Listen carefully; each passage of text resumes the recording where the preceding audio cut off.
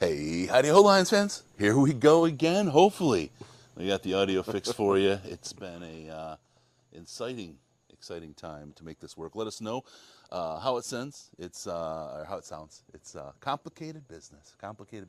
But I've got a whiz here with me to fix it all. Thank you, sir, for all of your I help. looked at the camera. I changed some settings. Nothing happened. Turn it off again, turn it on again. And here we are. And here Here we are, ready to go. Let me know, guys and gals, if the audio is better. Sounds fantastic. Awesome. Thank you. Hell Thank you yes. all. Woo, boy. So here we are. I'm having a Yingling. Andy's having a water to rehydrate. I'm trying not to, become a raisin. First thing he said to me when he got here was, "You guys live in a terrarium." I walked off the plane and my breath was taken away. Mm. It was like breathing in pure moisture. Yeah. Just It's exactly was what rough. it is. That is exactly what it's like here. We're about to turn off the humidity switch, though. This is the time of the year where everyone who comes to visit during the weekend or during the winter months, they come down and say, "Oh my God, Florida's awesome." We take the covers off the furniture, start the fire, we have a good time and hang out. We got all the way through May now where we can hang out, put our feet up, and have a good time. Look out for the gator in the pond back there. Have a little bit of fun. So here we are. This is it. We're going to be talking Lions. We got Tampa Bay coming up this week. We've got a strong Lions team. J-Mo really having his. I mean, last week I don't know. I wouldn't call it a debut. This should be his first big debut week. I think so. I feel like we've been teased with J-Mo for 2 years now. Yes. Or a year and a half, or however long it's been. When he finally was healthy enough to play, they eased him in, right? They didn't take a whole lot of risks with him. He scored some touchdowns for us, which was great. Yep. But I feel like we haven't seen full J-Mo yet. I'd agree 100%. We don't know what we have or who he is yet. We don't have any idea what's going on in J-Mo land. There's been a lot of talk inside the building, outside the building, fans coming to defense. I recommend for folks, just let's see what we get. It's like a stock market, very much like, hey, I bought the stock at $100. A year later, what's it worth? Who knows? It ain't worth anything until you sell it, and then that's what you made or you lost. Period. No matter what happens in between, and that's where we are with J-Mo. We have to see it, and then we can tell what we got in the market. Yeah, I'm just excited for the training wheels to come off. And I'm not putting blame anywhere here, I guess, but what a disastrous start to a career. Like, when you look at it just independently, that he was injured. We knew that when we drafted him. That's fine. But how many games did he come back for last year? 6? Something like 6, yeah. But training wheels never came off. Right. And then we're like, yeah, but he's going to have a full offseason with the team. He's going to pick things up. He's going to be ready to go. And then he gets suspended for a silly NFL rule that is partially his fault. He can't take it, he can't say that it wasn't his fault. He did something he wasn't supposed to do, even if the rule is dumb. The NFL came to its senses, allowed him to come back early, but we really have never seen him as a true weapon in this offense. Yeah. Every time he's out there, he's third or fourth wide receiver. He may, they put in plays just for him. Yeah. But Jared Goff is risk averse. He's not like Stafford. He's not going to come throwing the ball to him just because. Right. So Jared looks over there and maybe the timing's off because he hasn't been able to practice fully. Who knows? But I'm excited. I hope that this week, we really get to see what we drafted, number 12 overall. Yeah. It'll be important this week because it gives us a whole new dimension to work the defense on the Bucs, who's one of the better defenses we'll have faced in recent history. Yeah. So it'll give you another sense of who the Lions are. I think we know this is a good team. I think we know we got some solid players. But now with all the toys out there for Ben Johnson, we get to see what's the thinking here. And frankly, if J-Mo is him this week, God. then there's no film on what Ben Johnson's offense is. We're starting game 6, and Nobody knows what this is supposed to look like. It's going to be hard in Game 7 to prep for what Ben Johnson has for us. And we have a similar experience with Gibbs at this point. Yeah. Where Gibbs, I feel like, isn't fully utilized yet because he's still getting up to speed and getting ready for the NFL game. I think you're right. Like, we could be going into week 14, 15 with a completely different look than we've had the rest of the year, and that's got to be scary for other teams. Yeah. It really does. Especially a team this, I mean, for lack of a better term, this gritty, right? I mean, this team comes in and the one thing you know if you're going to play the Detroit Lions is it's going to be a hard game. They're going to play you hard. They're going to hit you hard, and they're going to play that smash mouth brand of football. And thank you, by the way, Tampa Detroit Lion, for the super chat. Appreciate that. Ooh. It made it worth fixing the audio. Yeah. You know, it really did. But you know when you're playing the Lions, you're going to get your face smashed in, and you're going to have to fight back, and you're going to have to play a hard game. But then if you don't even know what they're going to do besides smash your face in, it gets a little scary. It gets a little scary for another team. You know, and last week, you know, while I was at the game, and I haven't fully rewatched the game on TV. I kind of just look at the snippets I wanted to look at. Right. But there were times where Jameson Williams lined up in a bunch formation, and as soon as their safety saw him do that, he backed up 20 yards. Yep. And it's time to see that come to fruition, right? Mm-hmm. Well, and you know Ben Johnson saw that. And you know he's watching other teams react. And you know those wheels are just ticking right now. Because, frankly, what we have in Jameson Williams right now, and people are going to hate this comparison, so don't freak out. Andy laughed when I said it. But we have Corey Fuller. We have a guy who's really, really, really fast, but we don't know what else he can do. Yep. But Corey Fuller, for a long time, was effective at taking the top off of defenses because nobody else knew what he could do as well. Now, I'm not saying the peak of this of JMO is Corey Fuller. I'm just saying that's what we're working with today. That's what people know we have. This week could change that definition very, very quickly. Yeah, and I love that, you know, you brought up the Ben Johnson talking about what other teams are going to do, right? And how they're going to react to us. Because I think it was last week he talked about how Atlanta came out and were jamming Gibbs off the line in an awkward manner. And he said, we didn't think that teams would respond to him that way, but they did. Yes, they did. And so, you know, I'm excited for him to game plan around how other teams are going to be looking at us. And, man, I've never had this much hope. Like that a team, a Lions team, is just going to get it done. It doesn't matter how they get it done. They're going to get the job done. It's a weird place to be as a Lions fan. It is a weird place because we've had excuse me, we've had hope previously, but hope isn't a plan. We've got hope and a plan now. And it's pretty crazy. I mean, it's just crazy. Like it's not just hope. It's like there's some confidence behind it. There's a team that can execute. There's all the pieces lined up towards success. How many games as Lions fans have we seen where the opposing team is missing 4 of their top players and we get blown out? Yeah. And now we're missing 4 of our top players or more, and we're still destroying people. Dominating. It's like a complete flip of the script. You know, and we've talked about it before where Lions fans need to learn how to win along with the team. And it's the things that used to happen to us are now happening to our opponents. That, you know, the rest of the NFC North. It's amazing. You know, and we've always heard, people have always said, and I always hated this, but now it's kind of coming to fruition here, but good teams win. And, like, things don't matter if you're a good team because you find a way to win. And that's exactly what's happening, and I used to hate that. Yeah. I used to hate that every other team found a way to win, and we found a way to lose.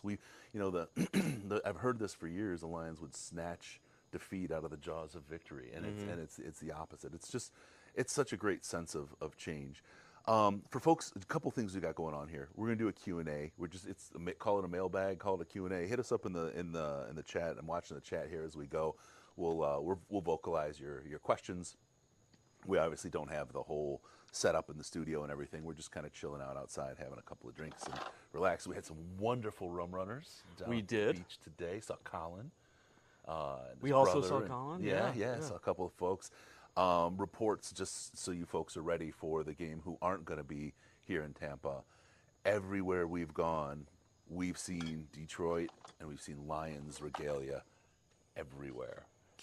Everywhere. I'm expecting a massive blowout in Tampa this weekend. I haven't seen, so we went down by the resort where my wife and I went for our anniversary, and it happened to be the Lowell Bears were playing Tampa here that week. And there was one meathead guy who was wearing his Bears jersey at the pool. Of course, it's a Bears fan, right? Jersey at the pool. But thank God he had that body covered. Anyway, so that was that's what was going on. But that was it. Didn't see anything around town. Didn't really see much of a representation from Chicago. And that was during the season when they still had hope. I have seen a ton of blue. You said that the plane was full of it. The plane was probably 3/4 Lions fans on my way down here, which is incredible. People wearing like head to toe Lions stuff. I have Lions shoes on, but I'm not trying to be that guy. Right, but people wearing sweatshirts, pants, hats. I mean, it was wild. And where we had dinner tonight is not close to the stadium. Not at all. Nope. And we saw tons of Lions fans just out and about. I mean, honestly, it's, we talked about this a little bit earlier, but I feel like as a group of fans, the Lions are becoming formidable on the road. Every road game this year basically has been inundated with Lions fans, and what a crazy, atmosphere. Like, it was so bad at Green Bay that they had to have a press release about it. Yeah. Like, how insane is that? And I think back, and we touched on this a little bit earlier during dinner, and over some of the most delicious rum runners in the world. I didn't talk like a pirate tonight, though. That was we stopped early so we could do this show, but evidently I had enough to mess up the audio.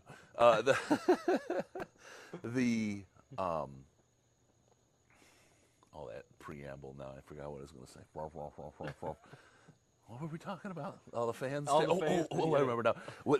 I'll never ever forget. Andy was so generous. Oh. He got a deal, and I thanked him, and I'll thank him again, and I'll thank him again a million times through future. And he was able to pick up a suite, and we got to see it was awesome. To sit in a suite for a Lions game at Ford Field was fantastic, and I really mean it. That was a wonderful. Thank you very much for a great experience, man. Absolutely. The FTP cake. I have a picture. I'll put that up on our next show so folks can see it. Just a perfect touch on that. But it was the Dallas game 2 years ago, 3 years ago, somewhere in I there. think it was 3 or 4 years ago now. Seems like yesterday. Yeah. But the Dallas fans took over Ford Field. Yep. And not only was it a humiliating defeat, but it really took the steam out of your sails on the team and as your fandom to watch Dallas just own Ford Field like that. Yep. And for us to become that kind of team. And I want folks who are around, folks who are listening, folks who are here, are going to be here. Don't get fights. Cheer your team. Have a good time. But do it in a fun way, please. Don't be those a-hole travel fans. You can be loud. You can be sporty, cheery, enjoy your team, have a good time, but let other families who live here and live at the places we go visit and take over, let them live and let live, but make sure they know you're a Lions fan, because there's a difference between being a fan and having a good time and just being an asshole, right? And that's what we're not. We don't want that. Go have fun and be a fan, because you see all kinds of violence happen. You see what happens, the Eagles. Nobody wants to go to see an away game at the Eagles, and the Eagles suck. I mean, they've had some good teams, and they made it to the Super Bowl. Sure, they didn't win. I mean, they've lost a lot of stuff. That whole attitude hasn't done anything but make everybody hate them and disrespect them as a city and a people. So just carry it have fun, enjoy it, but be good people. That's what we need more of in this world, Andy, is Yes. good people. Yes. I would agree. I think the Lions fans I've encountered, and we talked about this earlier today as well. Yep. What a fantastic group of fans. I've encountered one asshole out of 500 people. I'm sorry. I was drinking. I still love you. It was at the Minnesota game, and there was a Lions fan directly to my right who was yelling at a Minnesota fan directly in front of us after an Amon-Ra last-second touchdown. Oh. I'm not going to name any names. Yeah. But Directly to my right. There might be video. Shit. Be better, Chris. Be better. Oh yeah. Okay. So yeah. Chicago fans went there. Have heard a lot of bad stories. So just travel, have fun. Bring the big blue. It's our stadium while we're there. There's no reason to. I mean, when you take over somebody's stadium, you've already. There's nothing more to say. So. Yeah, you've already crushed them. Yeah, you've stolen their soul. All right, so that's that. Let's talk about Amon-Ra's there. Jonah is out. We have a couple players that are out. Brian Branch is still out. That stinks. Watch this weekend. We've got a really sweet shirt going to drop. I'm going to try to get it before the game, but we got a lot going on. So it might be after the game on Monday. It's a Starsky and Hutch theme, kind of Branch and Hutch. Our guy's freaking awesome. Our t-shirt guy. It is a really really cool shirt. Kind of in the motif of Andy's wonderful Detroit shirt. Kind of that 70s-ish vibe to it, but really really good looking shirt. Look for that. But Hutchinson, Baker Mayfield has to be freaking terrified right now with this defensive line staring him, and he knows he's going to have to be mobile. He knows he's going to have to be mobile, and he's probably watching a whole lot of Kansas City film and getting a little more scared because Patrick Mahomes, one of the most mobile and accurate quarterbacks in the league, couldn't do shnikes against that Detroit line. Early on in Hutch's career, right, he looked awful against mobile quarterbacks. He was crashing inside, leaving his gaps open. That's not an issue anymore. Yeah. He's completely turned that around. The entire defense has turned that around. Something that we needed to be really worried about, I'm not as worried about anymore. So I think Baker scrambling is just more opportunities for Alex Anzalone to fly in at 1,000,000 miles an hour and murder. Yeah, crush somebody. For Jack Campbell to play some more defensive end this week. Yeah. I'm excited to see the game plan that Aaron Glenn has cooked up for this team because the rush defense has been so good. It's kind of been a non-factor. I think teams know. They come in, they try to run a few times, they realize it's not going to work, and then they kind of drop it because there's no point in doing it. Yeah. Which really then at that point, that's where it becomes scary for Baker Mayfield because the Lions know. Let's hit the chat really quick. There's some fun stuff. Kevin, Chris's patio looks sweet. I bet his house is the loud one on the block. Yeah, we have a group here. My neighbor over there, and then beyond him, and one more. We get together regularly, and it's buzzing with the boys. Before you moved in, this was just called a calda. Now it's a cul-de-sac. So. Piss on the pirate ship. We really should, at least at some point in the game, board the ship, get our picture on there as conquering heroes. I talk about it. It's the one thing I want so much to happen as the game goes on. We'll have the Let's Go Lions chants, but I want the games to be so far in hand that we are able to get the FTP chant just cooking. I want it. Oh, coyotes are chirping. Yep, they sure are. I don't know if you guys can hear that, but. Yeah, I want the FTP chant. I want the disrespect to be so bold that we just take it over. Oh my God. Let's see, what else do we have here in the chat? Baker might throw a couple of ducks up there. Yeah, I have a feeling he will. He's gonna freak out. Does Tampa fill their stadium? They've had a good team this year. It's usually pretty full, but it's full of a lot of other fans. The one thing about here and in SoCal at SoFi Stadium, the Fireside part is over. A lot of the fans, a lot of the fans just aren't from here. So like I'm here, I always show up for the Lions games when they play here. A lot of people travel into town for them. You can get tickets for them. So you'll see, like in 2017 when there was some hope for the Lions, but it was muted a little bit. And then you had Tampa was nothing. They hadn't even had Tom Brady yet, and they hadn't sniffed success anywhere. It was a definite Lions fan takeover. So yeah, it's just a lot of transient people. Yeah, it's not a protected stadium. Yeah. There are like certain stadiums where local fans want to go, and it's impossible to get second-hand tickets. And this is not one of those. And Detroit used to not be one of those. But this year, I've actually seen the least amount of away fans at home games that I've ever seen, ever. And I mean, we haven't played any super traveling teams yet. Yep. But generally, we've played Atlanta a few times since I've been a season ticket holder. And, there's been times where a quarter of the stadium's been Atlanta fans.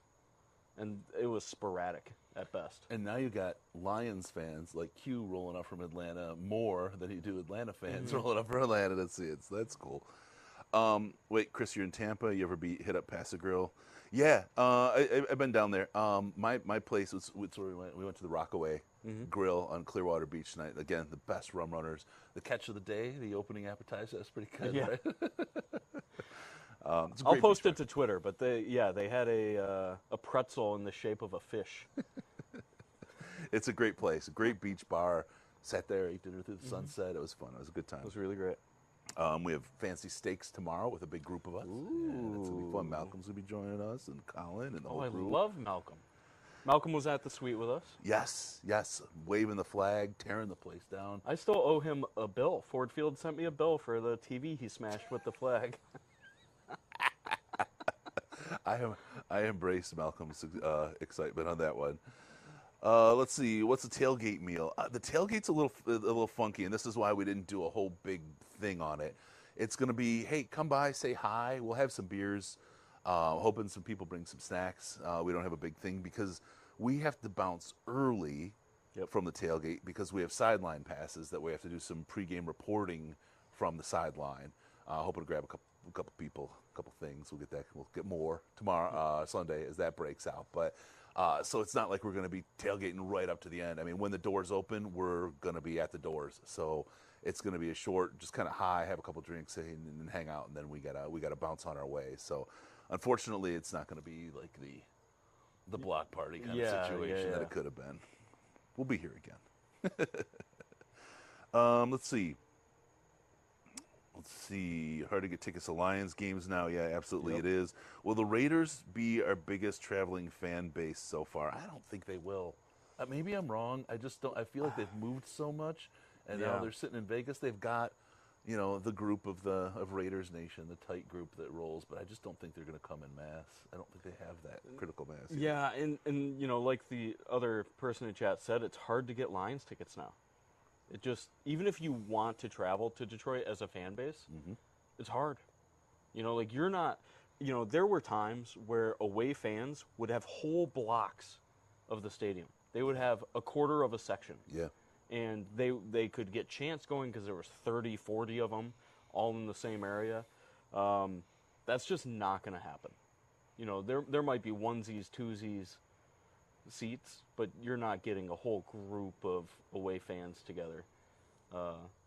Not as long as the Lions keep winning and keep doing what they've been doing. Yeah, that's going to be good news. And let's face it, there's away fans when you have your team that's doing well and the Lions aren't. That's that. But there's a vibe that people have about Detroit. And that's one of the things when people ask where I'm from, I say Detroit, right? Because they know there's an attitude that comes with that, right?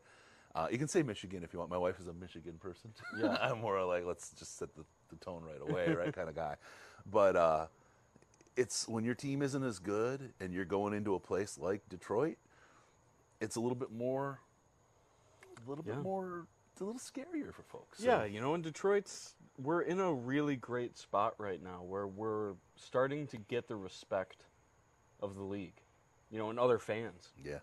When you look at, other teams' Twitters, they're like, oh, this is a win, this is a win. The Lions will probably lose that. Yeah.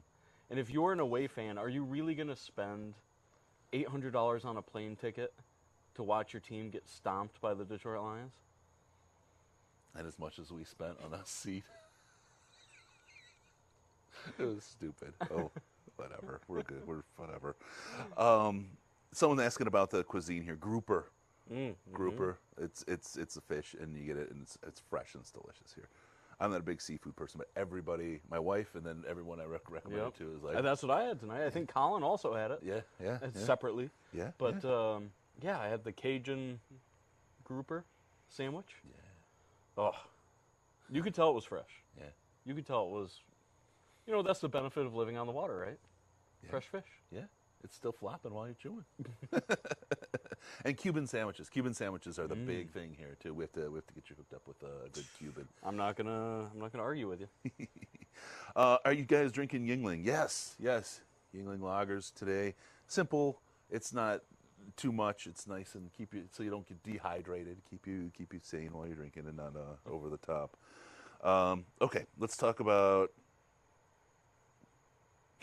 I'm eating a turkey effing sandwich. That's my best cuisine. There you go, man. That's all right, Killa. That's good stuff. So let's talk about the defense a little bit. The one time, and this is interesting. Aaron Glenn was. You talk about being on a hot seat fast. After that Seattle game, people were burning his house down. It wasn't even a hot seat, man. He was. Yeah, already, he was on fire. Yeah, he was already out of the town for a lot of people, and the defense answered every week since. Now, I have to think that people have tried to do what Seattle did since then. And to be fair, I haven't really thought of it from that angle. I haven't paid enough. I have to get Ash on that. He's the guy that does this so much better than I do. But I have to feel like people have tried that. But as of right now, it seems like whatever Seattle did is that kind of one spot in the armor where the weakness is, where they can kind of find a way. Maybe we fixed it. Maybe we haven't. They have two wide receivers. Mike Evans is one. Is he a DK Metcalf? Well, I could make a comparison, right? Mm-hmm. I mean, you could. Not the speed, but he's quick, right? I mean, he's big. He's physical. Godwin. Jump balls. Yep. Godwin's a fast guy. Can fly. Will those guys cause problem for us? Because I don't think Wright as a running back. I don't think any of the tight ends. I don't think the rest of the offense is going to be a big problem, and frankly, I think their offensive line is going to be a disaster for the Lions' pass rush. So that means it's quick passes to Godwin, which is probably a good play for them, and quick passes to Mike Evans or go routes that are just throw it when you I think they're gonna call a couple of those. I think. Yeah. I think the biggest issue. What is that? That's a bird of some kind. Get out of here, bird. We're trying to talk lions. We've here. got critters. I mean, I'm not even kidding. There's an alligator in the pond right there. I've seen otters. I've seen coyotes. Coyotes the size of wolves. I mean, gigantic coyotes. What else? I've seen tortoises. I've seen bald eagles. We have bald eagles around here. I mean, it's hawks. I've seen more animals here than anywhere in my life. That's a crazy. good transition. Back to the Seahawks. Back to the Seahawks. Yes. What they did really well against us is that they preyed on Aaron Glenn's bend but don't break defensive style. Yeah. Where he wants to keep things in front, which sometimes leaves us vulnerable to short stuff. And what they were doing with Geno, it was like, I mean, rewatching it, it was almost a perfect game plan against us, where Geno would run bootlegs.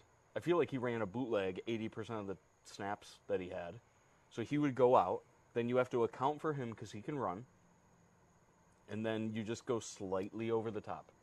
And you just destroy. It just like, and I think the Lions and Aaron Glenn saw that, and they said that we can fix that. That's a hard fix mid-game, I would argue. I mean, you could change your defensive philosophy, but how often does that really work? You have your guys prepared for one thing. It's a little difficult. And we were still in that game, so it's hard to do that. But, yeah, I mean, I think they've solved a lot of that.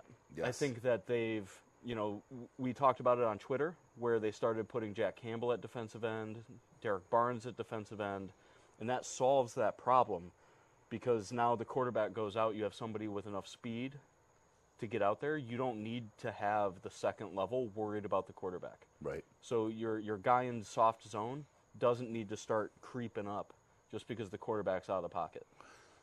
And I think that's the difference between Geno and Baker. That's where the threat difference is.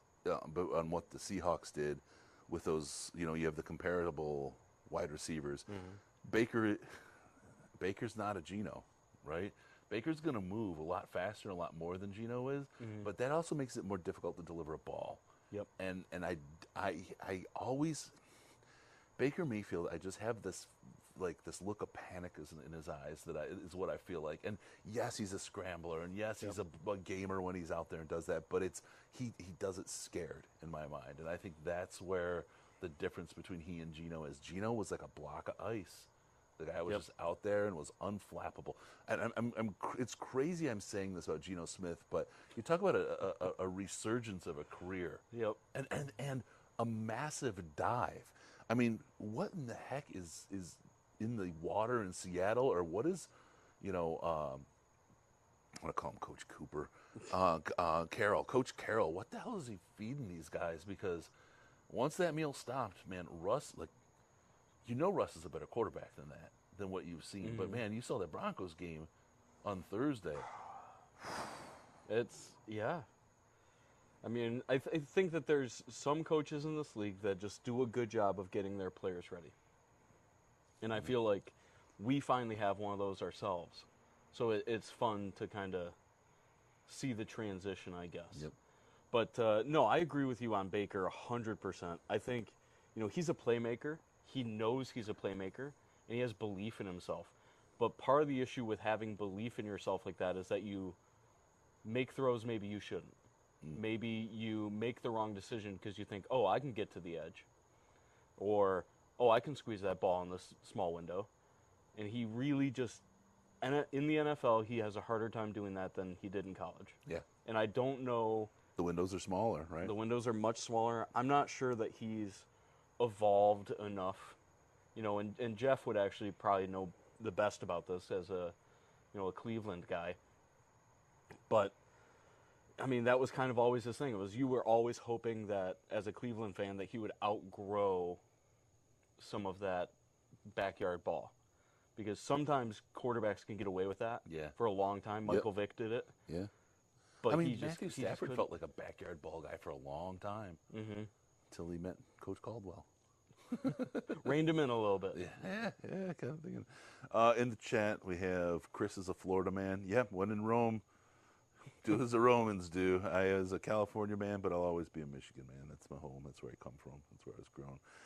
When should we worry about Hutch's snap count? I kind of expect a healthy scratch or two if we continue to win. I know he's young, but injuries in the trenches are a when, not if thing. That's a good question about snap counts on Hutch. Yep. I don't expect a snap count on Hutch, especially as young as he is, until probably the Dallas game when we have home field conference playoff locked up.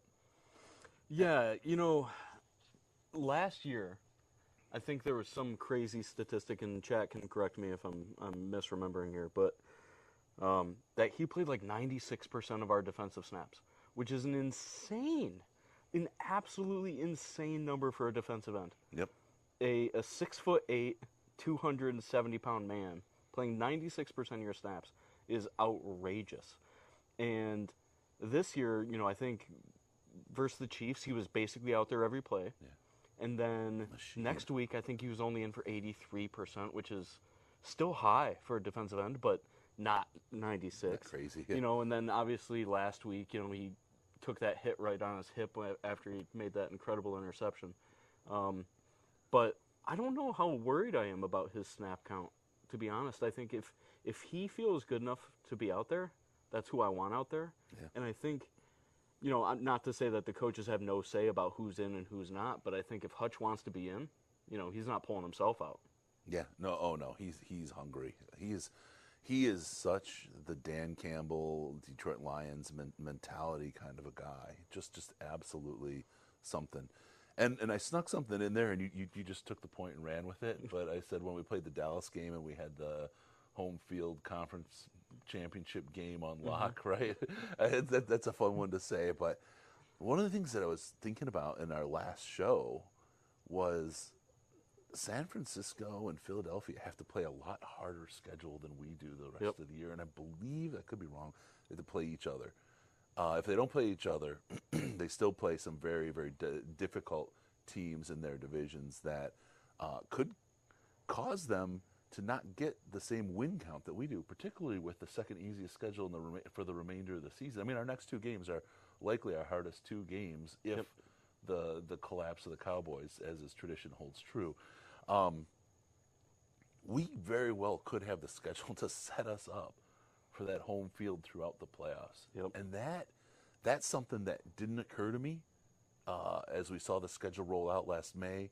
It didn't occur to me through training camp, and it certainly was nowhere near my mind after the Seattle game. But here we sit, and it's like, this is a true potential that just via the way the schedule falls, we could actually have an easier ride. Yeah, I think Governor Whitmer is going to have to call in a national emergency if the Lions host a home game.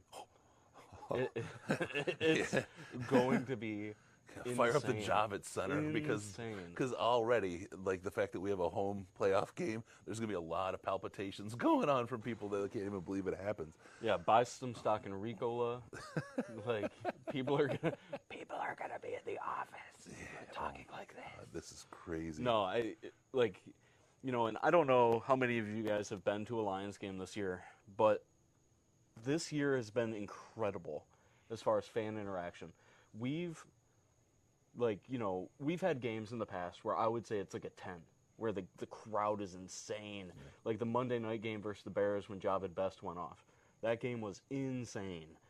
But like every crowd has been an 8.5. Yep. And, that's never happened. Normally we would have one game a year where it's an 8.5, and it would be a close game. And, we're in 8.5. We're up by 14, up by 17. Yeah. And the crowd is just crushing opponents, just with noise. And I can't even imagine what Ford Field will be like.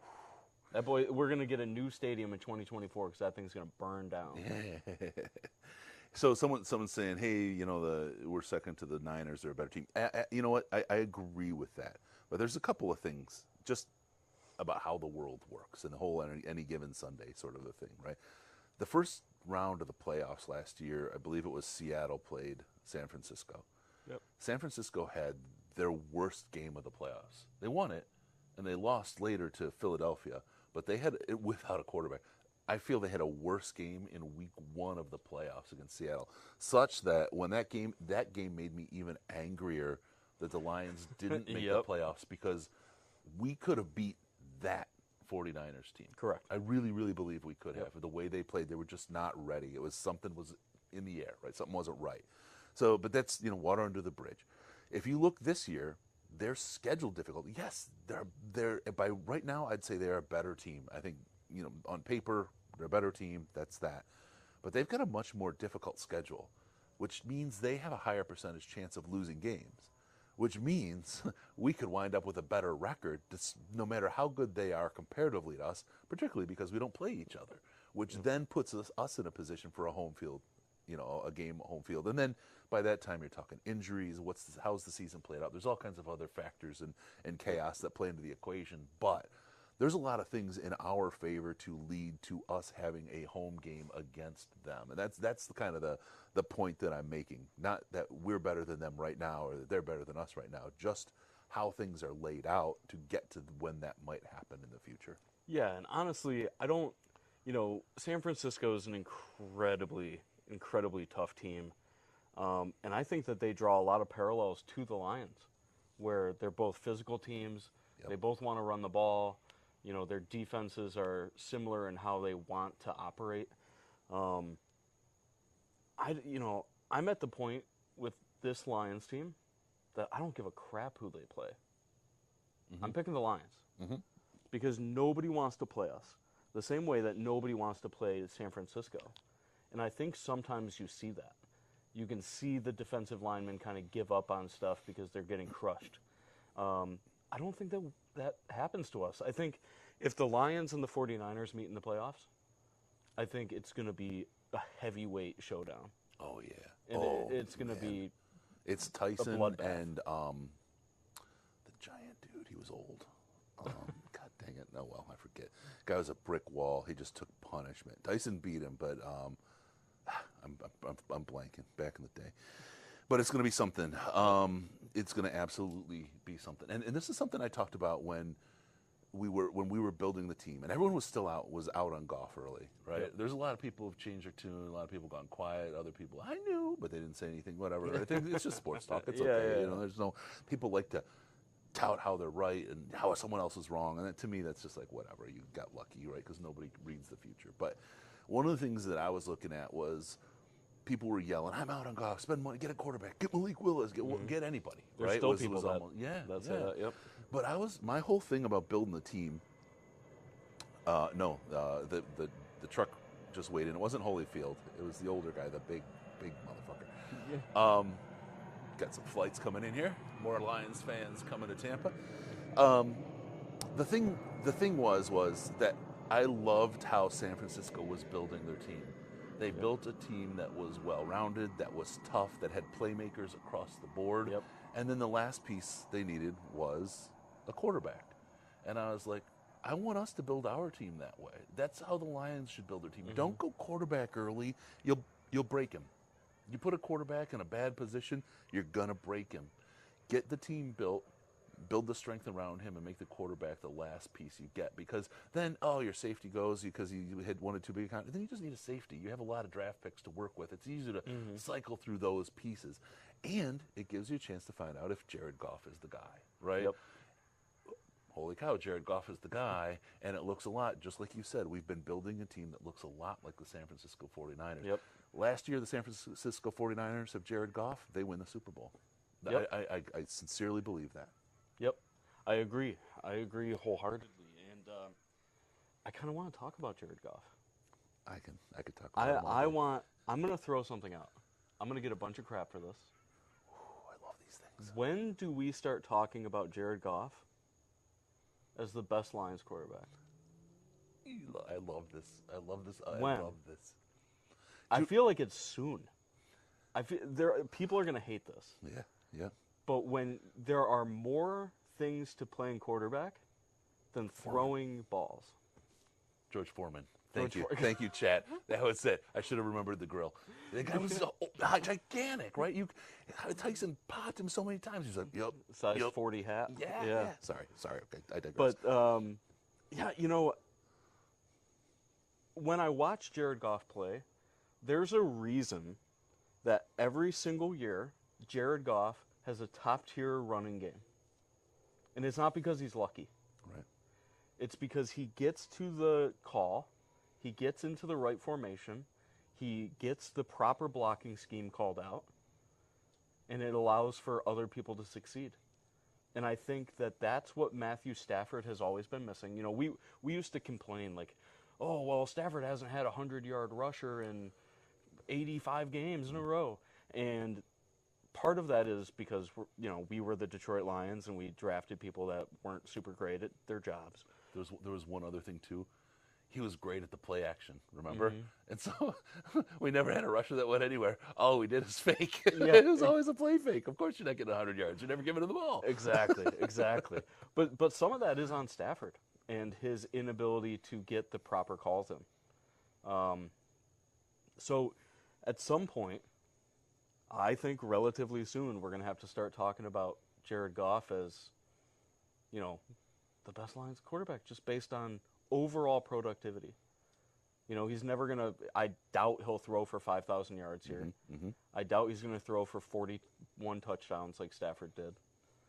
But we don't need him to do that because he's so good at other stuff, at managing the game, at not losing us the game the way that Stafford would have 2 or 3 a year, where he would just kind of go bonkers and throw some bad interceptions.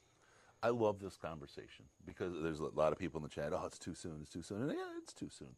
But really, really soon, when things were at their worst with Jared Goff, I said, my favorite question, I loved it, because nobody even could picture it happening, right? But if Jared Goff wins a playoff game, is he considered a better quarterback than Matthew Stafford? because everybody, he was the guy after the guy, right? Now a lot of people say, I don't want to talk about Stafford. He's gone, right?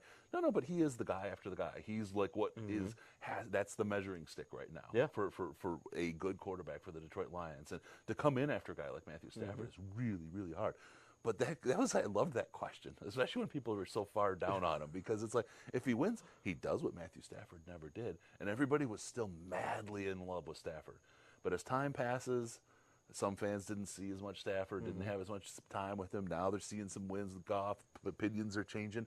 I love this. Yes, Bobby Lane had 2 championships. He was amazing, and in his day, right? I mean, you could say Cleveland had Otto Graham. Has there been anyone better since? Well, maybe. But in the modern era, right? Yep. Jared Goff very well could be. There's still there's still be story to be written here. But Jared Goff has all the makings right now and is on the pedestal and poised to be launched to that position. Yep. And I think a lot of people's minds are turning from when I posed that original question to now, is he? Because it's a lot more plausible. And that redemption arc, I love a story like that. Whether it's Goff, no matter who it is, I love to watch a player or an athlete or somebody at work who had a failed project, just anything, where they say, and they turn it around and they beat all odds and they bring it back. That is my absolute favorite story to see. And to have it be Jared Goff and the Detroit Lions, I'm freaking here for it, brother. Yeah, and I'll be the first one to admit, you go back through my X's, is that what we're calling them now? Tweets? Twats? That's past tense. Yeah, when you go through my tweets, I wasn't very kind to Jared Goff early in his career here. That's because he wasn't that good. Yeah. There were a lot of issues. You could tell that he was, still trying to get used to not being in, L.A. with his old coach, but he's really grown into the quarterback that this team needs. Yeah. When people talk about Brock Purdy, and they're like, yeah, but he's not good. He's not that good. Like, oh, yeah, okay, he's efficient, but, like, he doesn't have an NFL arm. He doesn't have all this stuff. Who cares? If he's getting it to the weapons, if he's on time, if he's getting the job done, that's more than most teams have. Like, not every team can field a Patrick Mahomes. Not every team can field a, Aaron Rodgers 10 years ago. Yeah. Like, that's not the way that it works, and sometimes those guys can be detrimental. Think about this. We're heading into week 6. We're almost a third of the way through the season. It's flown by, right? It's absolutely flown by. When have we ever had the number 1 QBR quarterback or PFF ranked quarterback or whatever this late in the season? Never. I mean, you talk about it. That's now starting to be a statistically significant number of games, as far as you can get statistically significant in 17 games, right? You're starting to look at, like, holy cow, this is like something for real. So I love that. I mean, I've been a guy. Jared Goff, I always saw as his bad years were years. The easy, lazy narrative was always he needs a team around him to be any good, and it's like so does every quarterback, right? Yep. But his bad years, if you look at it, he didn't have either the team or the coach or whatever. But the thing that gave me hope, because that's all I really had, was the fact that he was able to turn things around. He had a lot of really, really great years when he did have talent around him. But he also, every place he started was an absolute shit show when he got there. And it turned into Cal. It turned into a Super Bowl with the Rams. What's it going to turn into in Detroit? It's just a story that he's seen, he's written, and I want folks to remember the humiliation that any one of us would have felt if we stood up there and said the gut punches will stop, and the response that he got on Twitter, on the news, Tori Petrie even, who's a sweetheart of a person, right? But even she came back to say, oh, you sweet summer child, right? This is the Detroit Lions. You have no idea what you're talking about right now. Here we are, week 6. My gut's feeling pretty good. That's a ballsy guy. I like a Jared Goff a lot. That's our plumber, baby. All right. Hey, I want to do a really quick thing. There was a segment that was missed today on Gray's wish list, and it's a quickie. It's like if I could look here, a minute and a half. And I wanted to make sure we got it played because it was, Gray's so good at what he does. I'm going to drop it in right here. We're both going to grab a drink and open it while we talk about that. So just indulge us for a moment. We're going to put Gray on, and we'll be right back. We'll talk more about the Detroit Lions ahead of the Tampa Bay Buccaneers. Number 3 this week is to find the fun right out of the tunnel in the second half. Ben Johnson last week said that he's been working on the second half doldrums that have plagued the offense coming into the third quarter all the way back to last season a week ago. And then they came out and they had them again against Carolina. There is something about the offense getting on track in the second half that has eluded Detroit to this point. Now, in blowouts against Carolina, against Green Bay, it's less of a deal because the entire posture of the team is different. The plan is different. You're in clock management mode right out of the gate. And you could at least explain some of why everybody's head isn't in it. But the fact of the matter is the Lions have had this problem going back to last year. It is bugging Ben Johnson, and it's been noticed by fans and media alike. They got to find a way to come out of the tunnel ready to go for the second half. Now, I don't know if that involves being sicko a little more. If you missed that, Taylor Decker isolating Ben Johnson on the sideline. He was mic'd up last week. If you haven't seen that video, it's worth a couple of YouTube clicks there on the Detroit Lions official channel. And called him a sicko for that double reverse flea flicker, see, that's the cold talking, flea flicker to Sam Laporta. And find a little sicko. I don't know, come out with some razzle dazzle.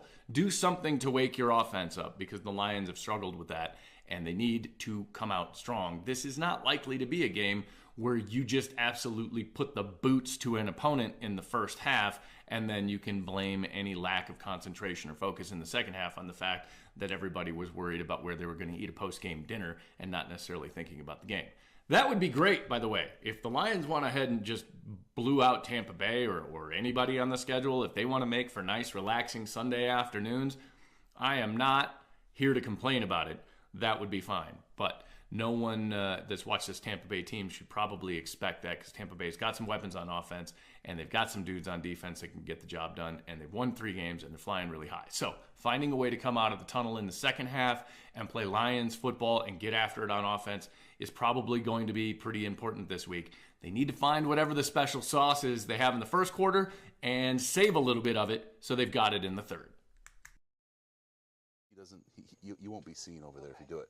Just do a swap in the batter. Yep. Thank you, baby. Oh, hi, everybody. We're back.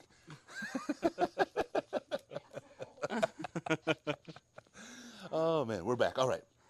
I had to refresh some beers, get some stuff going on. That was the one segment from Gray today that the editing, Ash was sick as hell, and he did the editing for us. He does a lot of work for us in the background, and in his sickness, he missed it. And I wanted to make sure we got out there because Gray's a smart cat.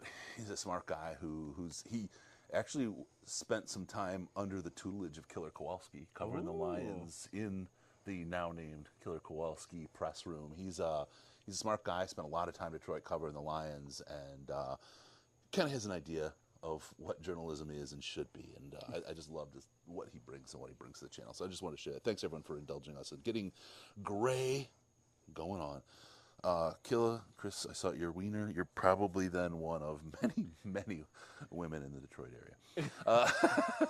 All consensual, by the way. Let's see, where do we go? Okay, there's a lot of talk. Stafford had a better arm, but Goff has the leadership by a mile.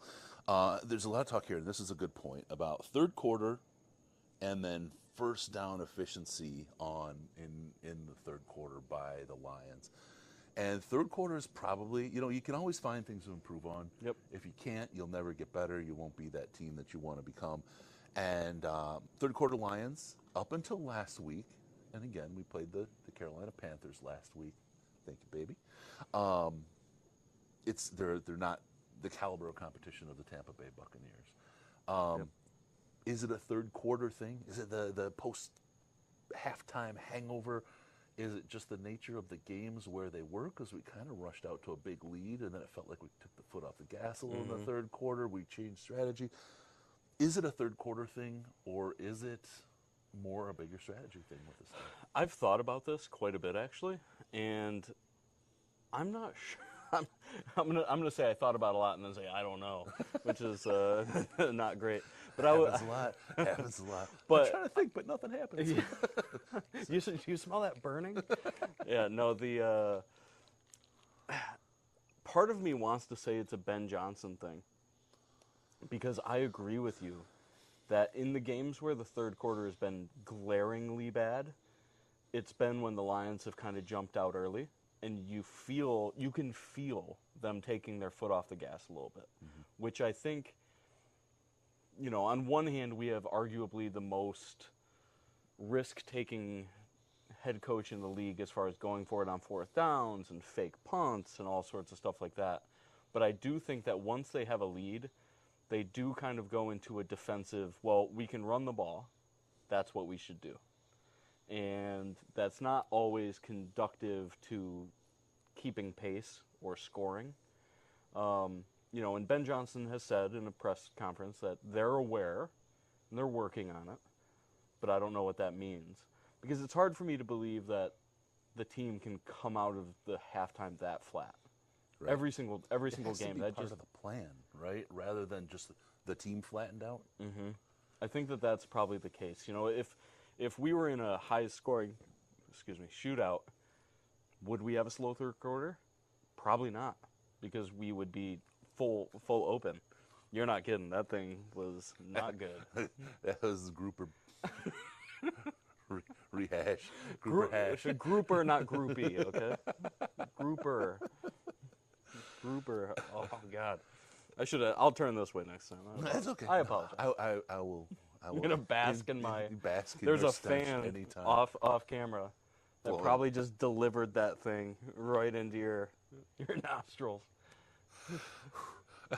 I'm still a little dizzy, but I saw something that I thought was really intelligent about Ben Johnson and this offense, and I want to see if you think maybe this is some of what is feeding what's happening.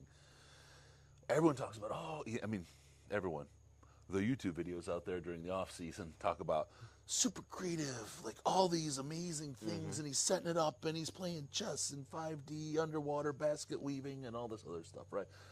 But the quote that I saw it was just like a day or two ago, was that he's got a mix of modern concepts, very unique modern concepts, and old school football, which, if you think about it from a couple perspectives, if you're picking up a Matt Patricia-led team, all you know is old school football, so you can start with that, right, and improve from there. But there's something to that, and I wonder if these modern concepts and the old school football are tied into where they are from a scoring position in the game and what they want to do. The 4-minute offense is a great example, right? It's just, we're not going to score, we're not going to move the ball, we just want to run the clock. And you're starting to run that in the third quarter maybe, right? And you're going to try to slow things down a little bit. And maybe you're not successful with it, right? Maybe you make a mistake, and then things kind of quickly turn a little bit ugly. Is it that we're trying to get into that old school 4-minute clock thinking, run the clock too early? Is it that we're not as good at that until we find our leg? Do we need a bigger lead? I wonder if that's it. And I just wanted to get kind of your concept both on if that's kind of where we're running, what we're running into, and then kind of the next piece of the idea of kind of the new school kind of underwater chess combined with that old school almost Bill Parcells thinking kind of football. Yeah, I mean, I do think situationally you can tell what the Lions are really, really good at. So when they have like a true 4 to 6 minute offense going, I think that's like when they look their best, is draining clock, getting creative on run calls, getting creative on pass calls that, aren't going to hit the ground and stop the clock. So I do think schematically, some of the issues that are happening are just, the design of what they're trying to accomplish. Right. And I think that could be on Ben Johnson, that could be on Campbell, that could be a few things.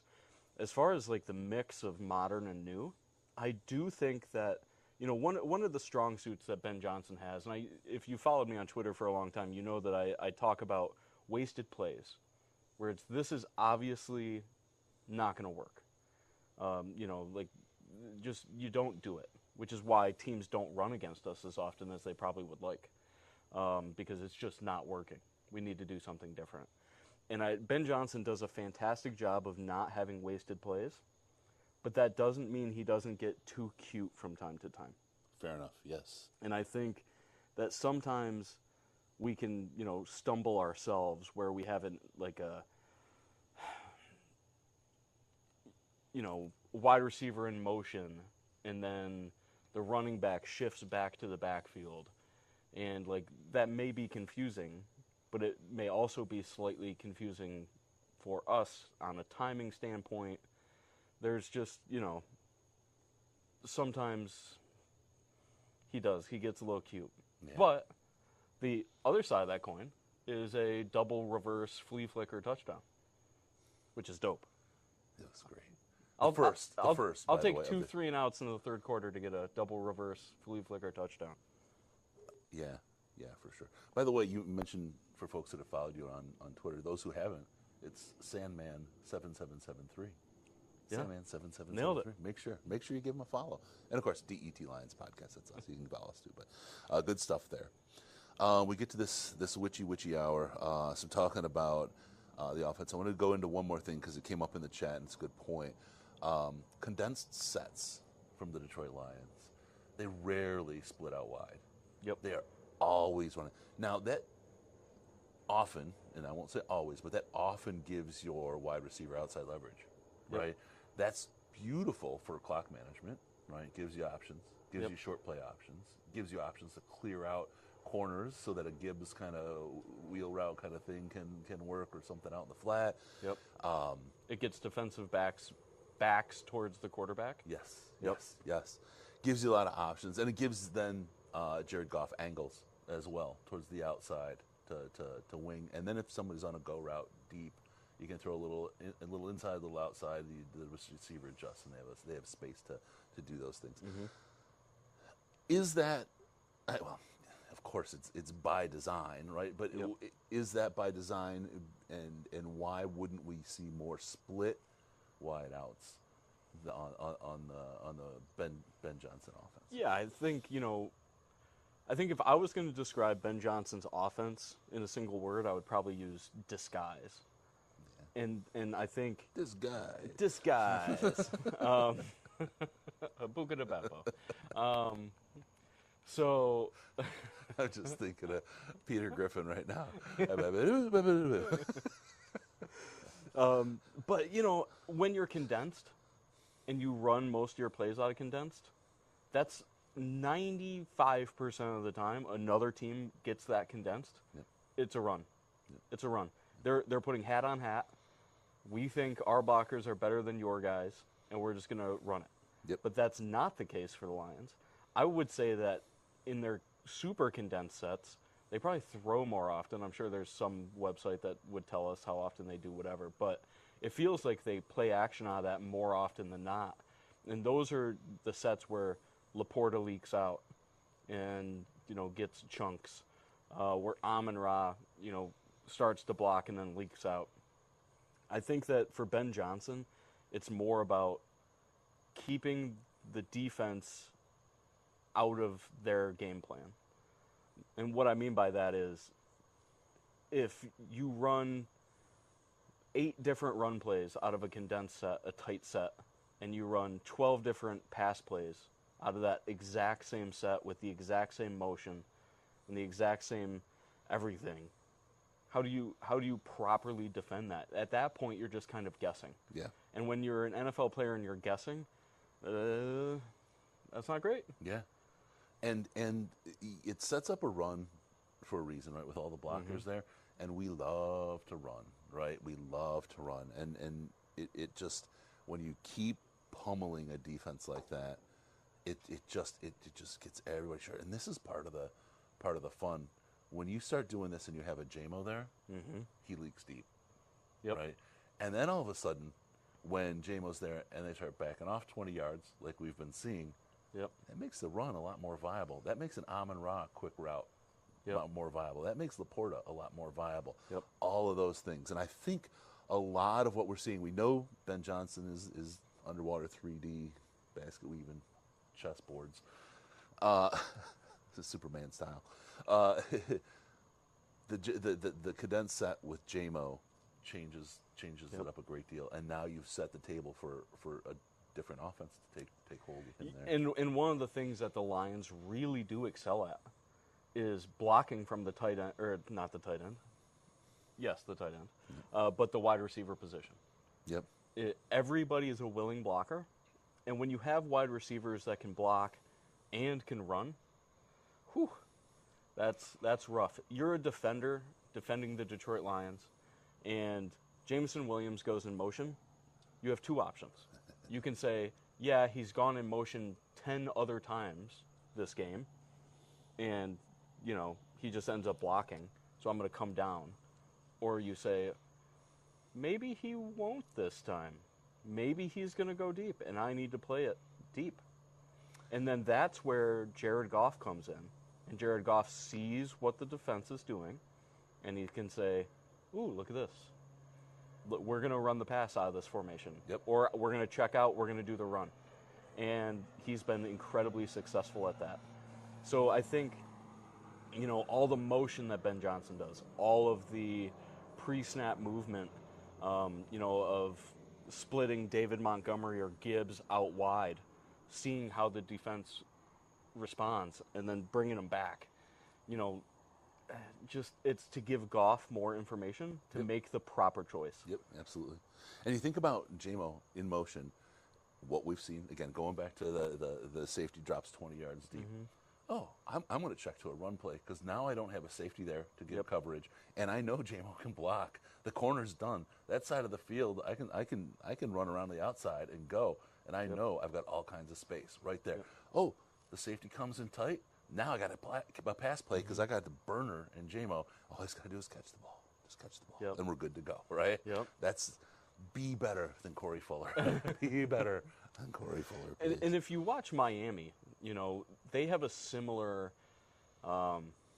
motion attack offense that the Lions run, and they use the speed of Tyreek Hill and Jalen Waddle and Arcane, or I might have said his name wrong there, but the Lions really haven't done that yet, but they have the ability.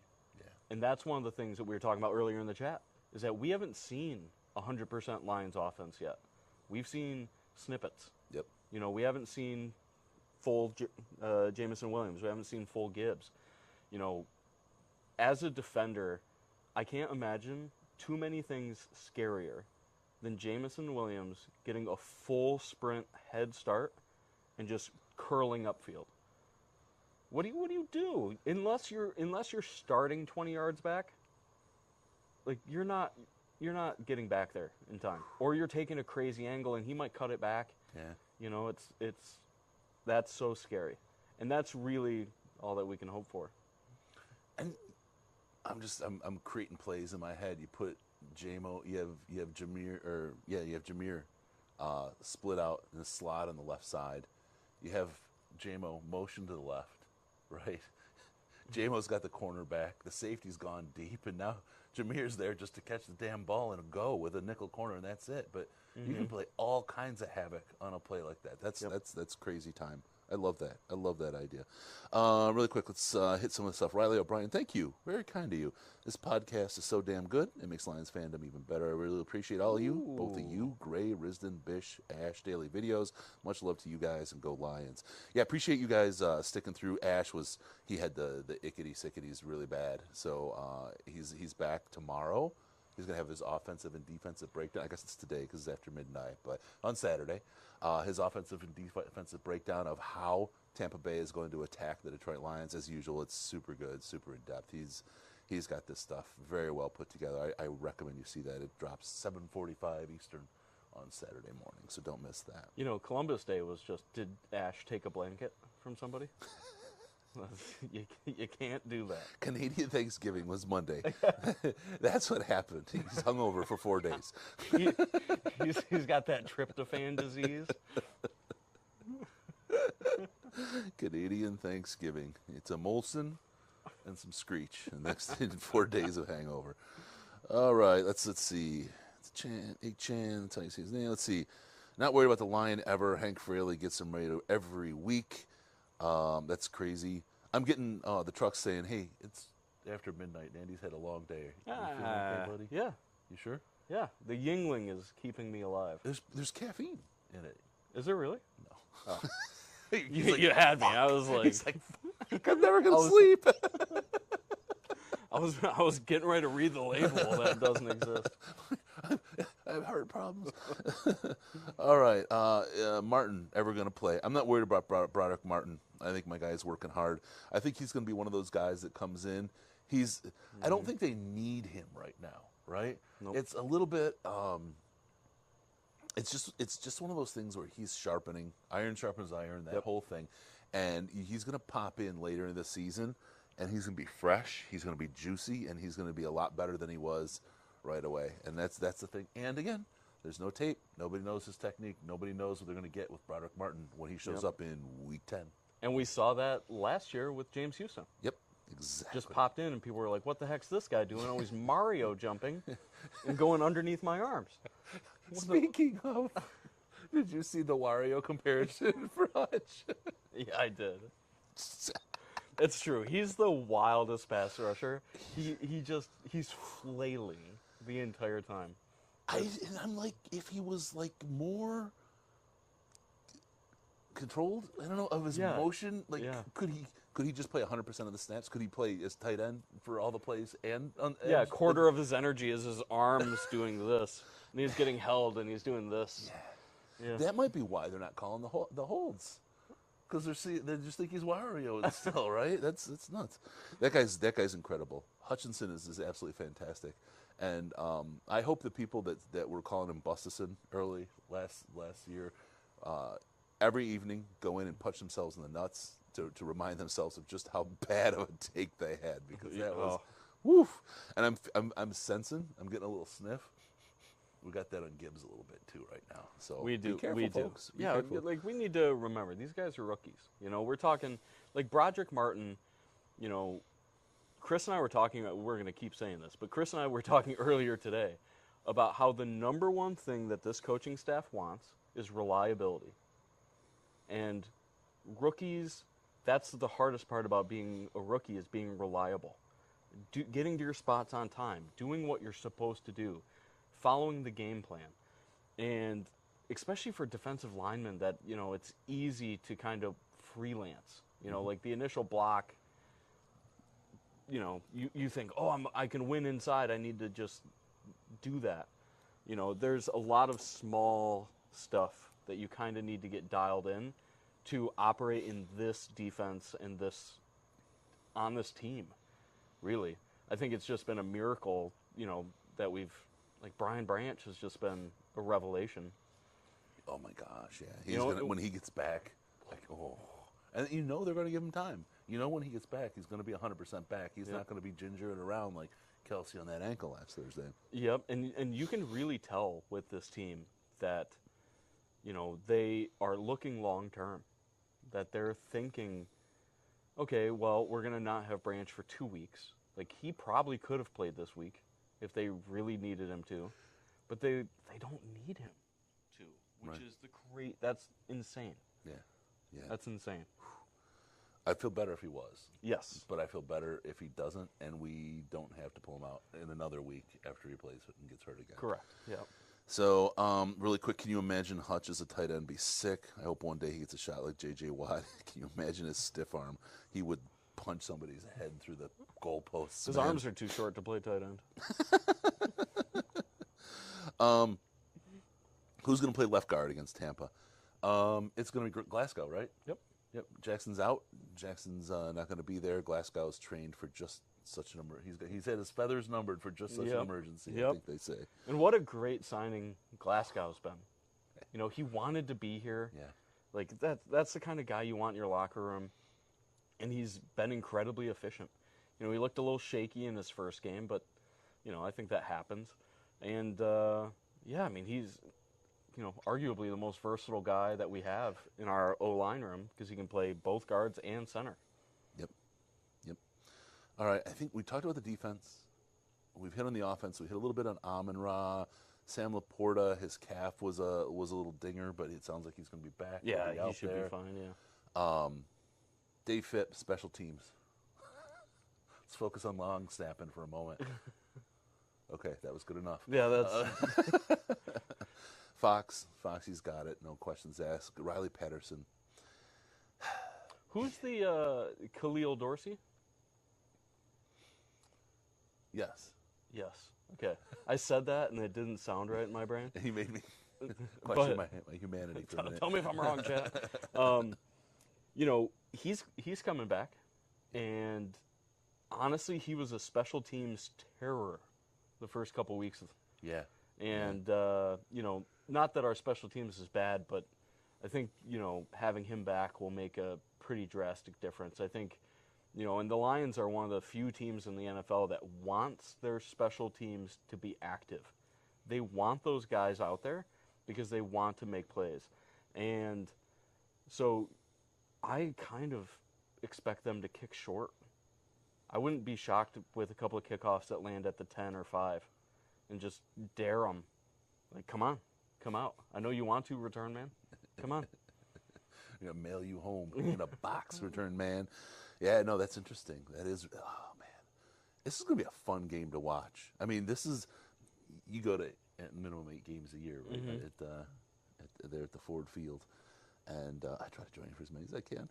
But this is gonna be fun, and I think this is gonna be interesting for you because typically you like that seat, and it's a great seat, right? Where you see the field, you watch these things play out, and it really provides so much value. And I love the conversations we have about what you see on the field versus what we see on TV because it's a different game. Sometimes it's a completely different game, and watching it's almost it is watching the all 22, right? I mean that's the opposite what you have going on, but you're getting it in real time. This time we're going to be right on. I mean, we're going to be literally just looking over. We're going to have a player's eye view, just looking over their helmets at the field view, and it's crazy. It is absolutely crazy. And I'm excited. Every year I go to training camp and I see these guys, and I'm like, they're gigantic, right? I mean, they're just so big. Hutch is probably the one that impressed me the most this year at training camp. I mean, he's a kid. You look at him, he's still got a baby face, right? He is a fucking giant, man. His calves are as big as my head. You don't get that. You see he's a big guy in the football field, but when you're looking at at basketball, yeah, the guys are tall. They tell you you're tall. You don't recognize just how tall they are because they're all tall. Yep, right? they're all tall. Exactly. Hutch is he's a Frankenstein monster on steroids, and he's not. I'm not insinuating he's using steroids, but he is a freaking giant, man. Wow. I would not want to be any quarterback facing the Detroit Lions knowing that guy, that Wario. Because Wario, at least in the game, is a little scrawny guy, right, with a goofy mustache. This is a big mofo, and he's you're thinking of Waluigi. Waluigi, yeah, you're right. Yeah, Wario's short, short with the yellow and the you nailed it. Okay, so I've had a couple Yinglings. Couldn't remember George Foreman, the When was grill the last man. time you talked about Waluigi in the chat? Yeah, no doubt. Gibbs is out. The Bucs will try to out-tough us. They may. I don't think they can. I don't think their offensive line is going to be they cannot out-tough the Lions defense. They just do not have that capability. Our offensive line, I know Vita Vea's there. He's gonna make space. He's gonna get a push. But I'm not worried. I mean, he's played against Vaitai. He's got Ragnow. Yep. He's got what's that guy? Sewell. I keep messing him up because he's catching all the balls all the time. I forget he's a lineman.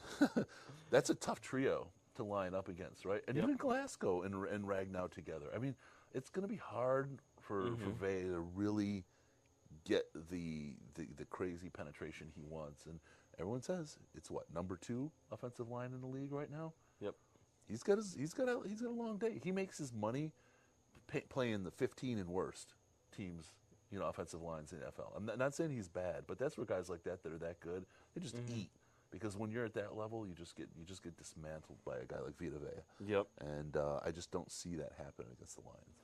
No, I think the Lions will have a really good game plan for him. I think he'll just be double teamed most of the day. I think, when he does sneak through, I think it will be a screen directly behind.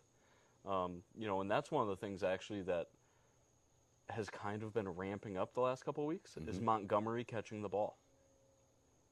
And I think that this week will probably continue that trend and that he's going to leak just behind. Because one of the things that happens when you have a good defensive line against a good offensive line and the offensive line is winning, the defensive guys aren't so happy about it.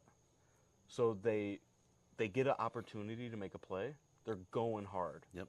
They're not thinking, screen. They're thinking, straight line. Yep. Let me get to Goff. Yep. Dink.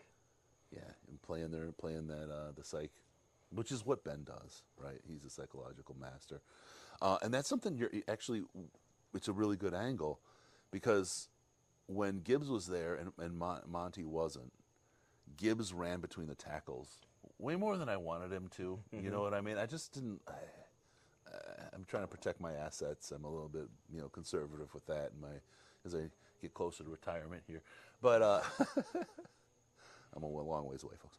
But the other side of it is Monty playing the Gibbs role, and we saw it. I mean, it was the day you and I were together at training camp. The soft little fingertip catch that he made out of the backfield, and it was like, holy shit, this guy, he's got some hands. And we knew, because Chicago used him pretty effectively in the pass game, and we knew he kind of brought that.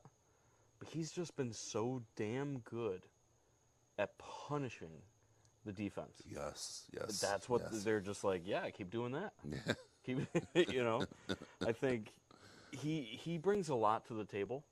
And I would almost argue at this point in the year, probably behind Goff, just because obviously quarterback's the most important position, that David Montgomery's been the tip of our spear.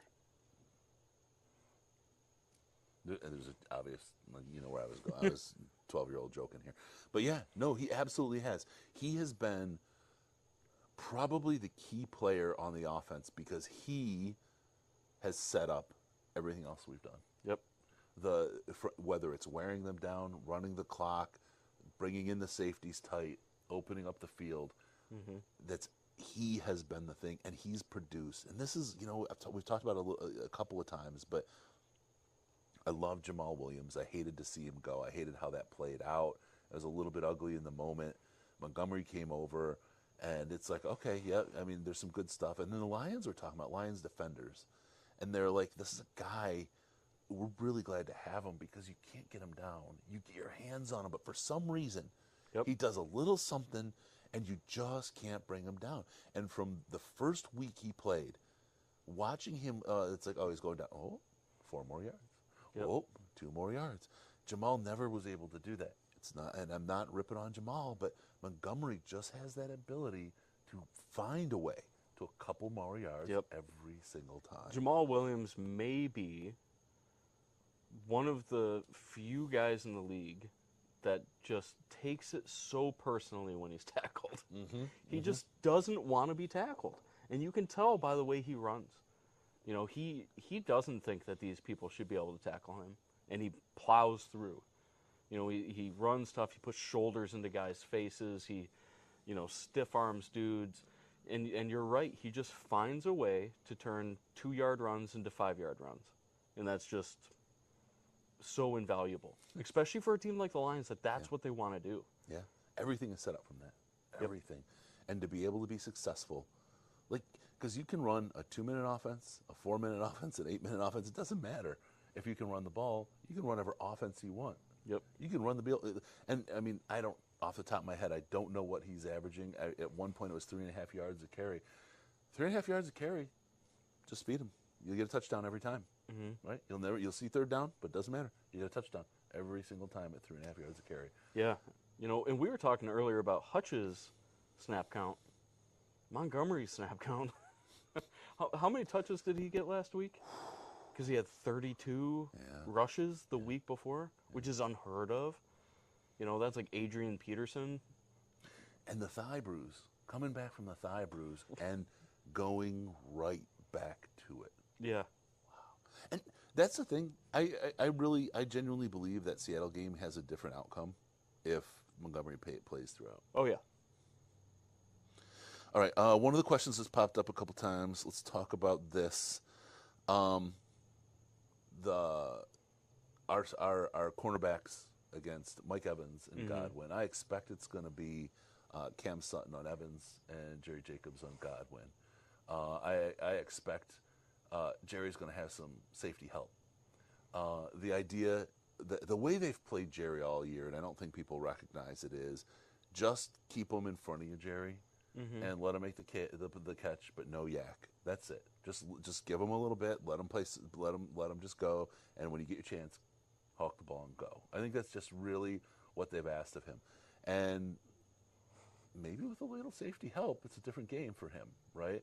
He's shown after a tough week against Seattle, a little bit of a rebound then after that. Now, I mean, my guy's got 3 interceptions. He's got more receptions than J-Mo now, right? More games. We'll give him that. Yeah. But he is the other side of the ball. And I think there's obviously something to Jerry Jacobs, right? But he's going to have a difficult test this week against those wide receivers. Yeah, no, I fully expect, Sutton to be on Mike Evans most of the day. And, I guess we'll see what the Lions want to do, right? So Kirby Joseph is back at full strength. Tracy Walker looks good. Needs to work on his jug machine a little bit. Work them jugs, Tracy. But, when you have big safeties like the Lions have with Tracy Walker and Melifonwu when he's in, you kind of strike a little bit of fear in wide receivers that those inward-facing routes are not, top priority for those guys. And that's the help that Jerry needs, those inward-facing routes, right? I mean, you start putting that meat in there like that, and they get a little nervous, and Jerry's going to cover him on the outside. I think he's going to be fine. I think with Godwin, he's going to want to just blast him at the line, though. You know what I mean? I don't think he can get him space. I think he's got to just beat the snot out of him out of the get-go and knock him off his route. Yep, and that's all. Honestly, I think that's what it's going to take, is that you knock Godwin off of his route, and now Baker has that extra pause. And he's running. Yep. I like it.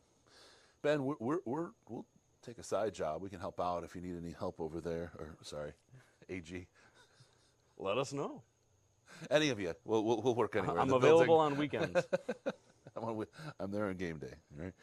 All right, let's see. Cam's long should be on Evans. Lions zone a lot, not man-to-man. We'll see. That changes. And that's one of the things the Lions have done is change the defense in the middle of the game and how they play it to mess with the other team and their adjustments. So that'll be interesting to see when and how they do that. Is Martin sitting comparable to Houston sitting last year? Yeah, we said that, Diamond. That's very well could be. And Houston was weird. He looked horrible in practice. He didn't look like he belonged on the same field as everybody else in practice. Yeah. I don't know why. What the reason was for that? People forget that he got cut and got brought back. Yeah. He's not on a rookie deal. He's on a new deal. But yeah, some guys just turn it on in the game. That's just the way it is. Josh Reynolds is one. And if you in training camp, there just was no. You didn't see it. Yeah. Turn the season on, and my guy is a rocket, man. The praying mantis. Yeah. Contested catch machine. All right. Well, that was a lot. We did a lot here, man. It was a good long chat. It's a fireside besides the fire. Yeah. Fire A disappeared. painless fireside chat. We outlasted the fire. So I love that Billy Joel song. You didn't start the fire? Well, we did. We just didn't. It just didn't end it. That's all. It was always burning until it wasn't. Yeah. Like Tampa Bay's chances in the game against the Detroit Lions. All right, that's it. We're going to call it an evening. We will have live coverage from the sidelines. Make sure you're subscribed to the YouTube channel. We appreciate that for doing that. That's going to be a big time thing. Like I said, live coverage from sidelines. We'll have a post-game show from the parking lot afterward. The Sandman and the Chris. It'll be a good time. It'll be fun, and it'll be a good chance to just kind of experience the ambiance of Ray J Stadium and what it feels like to take a place over when the blue hue is here with you. Ooh. I don't know. I never thought about it being called Ray J Stadium. Oh yeah. Are there tapes of Kim Kardashian with this stadium?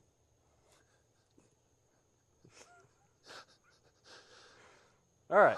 Yeah, and thank you for bailing me out, because boy, I was like going all kinds of places.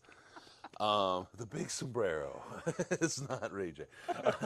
But, all right, with that, we're going to call it a show. Thank you, everyone, for joining us in this late night live show. A lot of fun. For those joining us later, it takes YouTube forever to edit it. We're going to do an edit and clip off the funky stuff at the beginning where we had some audio problems. Thanks, everyone, for carrying through with us. Also, don't forget about us on Twitter at Sandman7773. Yep. At DET Lions Podcast. Also, hit us on the patreon.com/Detroit Lions Podcast. You get access to the Slack if you donate at least $5 a month. Most intelligent Lions chat on the internet. Best game day chat you'll ever find. You got Gray, Ash, Riz, Andy, me, everybody, Bish, Russ. I mean, everybody's there. It's a great place to hang out. Insider info, the dust flutters down. Everybody knew the Tampa game was flexed about a week before the rest of the world did. Yeah. And so there we go. All right. Have a great night, you all. Thank you for joining us. And make sure to subscribe, like, all those kinds of things. And we will see you later, because remember, no pants, no toasters, no hot tubs, no problems, because the torpedo's right here. We are here, Detroit Lions.